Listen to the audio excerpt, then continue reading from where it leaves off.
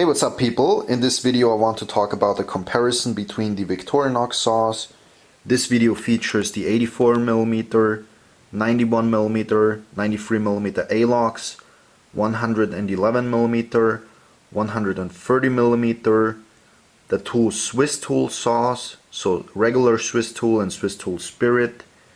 And we're also going to talk about whether you can use the file instead of the saw.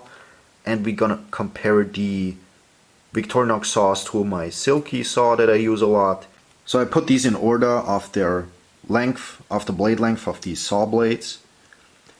Now I measured all of these from the tip of the saw to the edge of the scales. The cutting edge length is lower than that. So for instance, if we take the 84mm Victorinox, it has a 68mm saw blade, which is from the tip to the edge of the scales, so that's about 2.6 inches. But effective cutting edge is much lower than that. It's like 65mm or 2.5 inches. So I'm just going to mention the overall length from tip to edge of the scales. So we have 68 or 2.6 inches.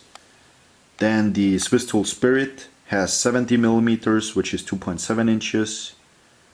The 91mm Cellular models have a 74mm saw blade, which is 2.9 inches. Same is true for the A-locks models. So the 93 A-locks and the 91 regulars Victorinox have the exact same saw blade as far as I can tell. Then the regular Swiss tool has a 75mm blade, which is 2.9 inches. So not much bigger than the regular models. But you can see the tip is slanted, whereas the tip on the other models is pointed. We're going to talk about the differences in that in cutting. Also notice that all of these have straight teeth. So very straight and very sharp teeth, meaning for slow and precise cutting, not really for quick cutting. And then the larger Victorinox models, the 111mm, have a 90mm saw blade, which is 3.5 inches, so we're getting pretty big now. And the 130mm has a saw blade that is 105mm or 4.1 inches. There's also a thickness difference, so the thinnest saws are the 81, 91, 93, and the Swiss tool, the regular Swiss tool. These are the thinnest blade stocks on these saws. The thickest blade stocks are on the 111, the 130mm, and on the Swiss tool Spirit. So all saw blades basically have thinner blade stock than teeth material stock thickness, meaning it's quite the opposite to a knife blade. A knife blade goes from thick to thin, and a saw blade goes from thin to thick, so it doesn't get stuck as easily. So here I put them in the ranking in order of the thickest spine ratio to teeth ratio. So these on the left are the thickest saws, have the lowest ratio between spine and teeth thickness. And as we go up the list, this saw blade has the thinnest spine in relation to the thickest teeth area. So our Swiss tools are actually on opposite ends of the spectrum, so these would make for an interesting comparison. So the Swiss tool Spirit has a much thicker blade stock and also a much thicker teeth area, and our regular Swiss tool has a thinner blade stock and a wider teeth area ratio.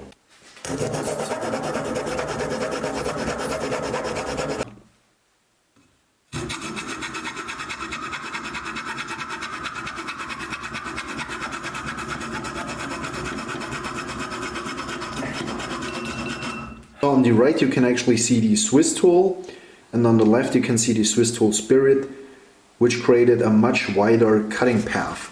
In terms of deepness, in terms of cutting potential, in the 10 seconds it's about the same. Maybe the regular Swiss tool did a little bit better, but I also noticed that the regular Swiss tool would get stuck more often. So in terms of cutting, these are very close to each other. I will say though that with the Swiss tool Spirit you bump into these scales a lot more often because you have less blade length available. and that little bit longer blade length is definitely noticeable. However, I will also say that there is no blade play at all in the Spirit, and there is a little bit of blade play in the regular Swiss tool, both in the saw, can you see that? Both in the saw and also in all the other tools, and that is just not present on any of the Spirit tools. This lockup is way better, meaning this costs you less energy.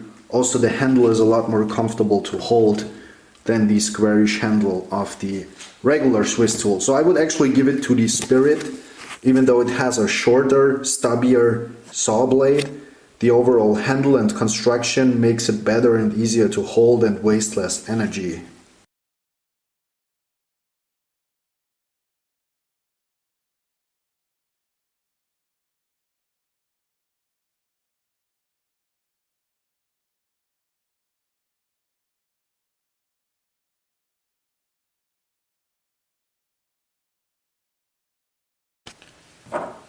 So next up I will compare the Alox and Celador models. Even though these are the exact same saw blades, I just want to see if one is more comfortable over the other.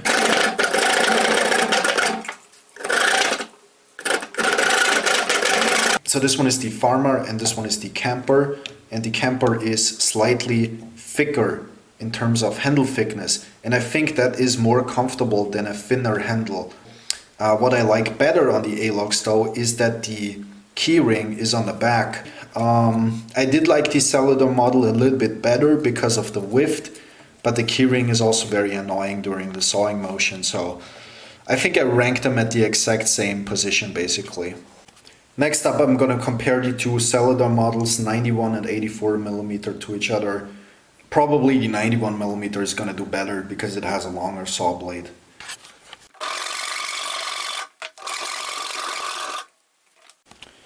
So, very much not surprising, the 91mm is a lot more comfortable to do sawing cuts with. It's just a longer blade design, the handle is longer, the handle on the Camper is also thicker than on the Lumberjack or Walker, so this is only a 2-layer knife. I will say for a 2-layer knife, the Walker is pretty cool, but it just lacks the length. You bump into the scales much more often. Alright, next up we're gonna compare the 130mm saw blade to the 111mm model saw blade.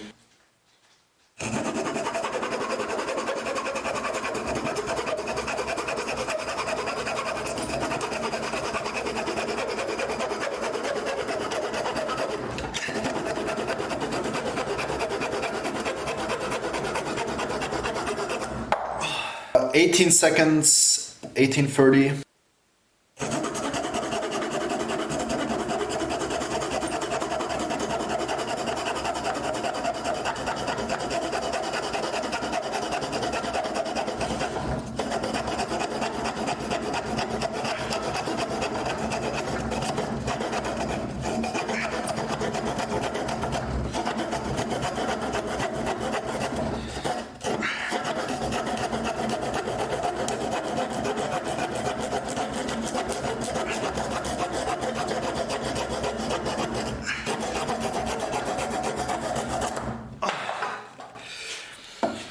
"37 seconds. Phew, that was exhausting, man.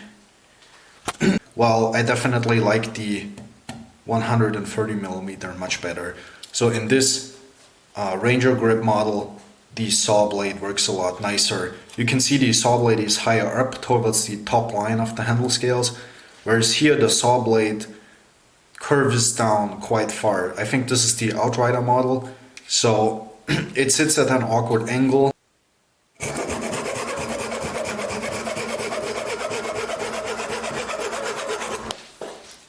Seven seconds. 7 seconds. Yay.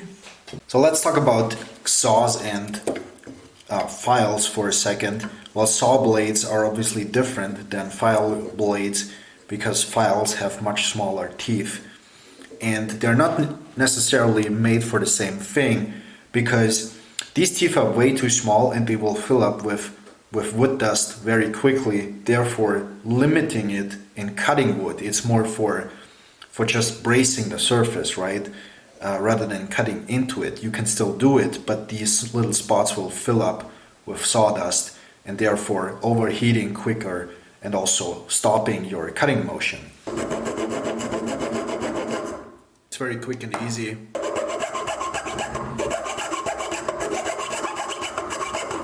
This is the same depth, and it was pretty effective. Obviously took a lot longer. So with this file I can do file work, but if I need to and the wood is soft enough, that's obviously something that is very important, I can still do a little bit of cutting. How I chip the wood here, let's try that same thing with the file.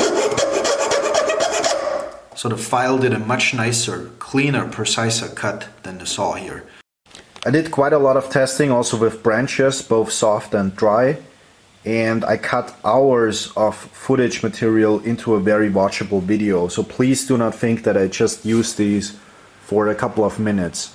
I eventually, you know, with all of these, I did extended cutting in all kinds of conditions with all kinds of different woods from different angles and such. So it doesn't look like a lot of testing, but I actually did quite a lot, and I just cut it into a very manageable, watchable video. So here's the final rating that I would give this test. Well, very much not surprisingly, the longest blade came out on top. It was the best performing saw.